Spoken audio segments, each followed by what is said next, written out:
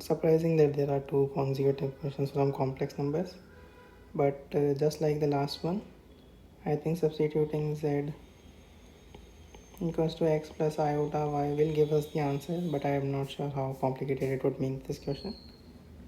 And instead what we'll do is, let's see, so we have z bar into 1 minus iota.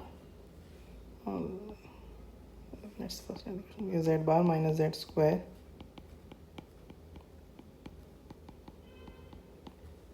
rearranging. We'll take z square term here, mod z term, z conjugate term here, and z square terms here. We'll get 1 minus iota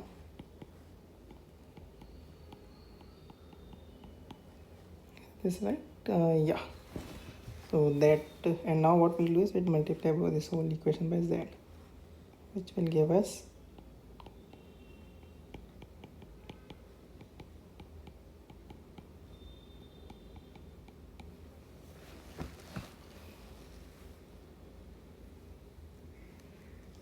so first thing to note here is, by taking the mod, if this is equals to this, then the modulus of this, which would be mod z cube times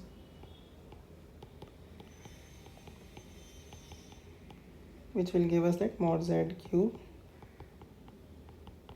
That means either mod z equals to 0, which in fact gives us a solution because z equals to 0 is a solution of this equation, or otherwise this gives us mod z equals to 1.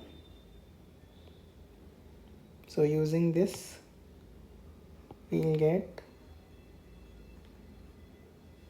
substituting this here, we get z cube equals to 1 minus iota upon 1 plus iota, and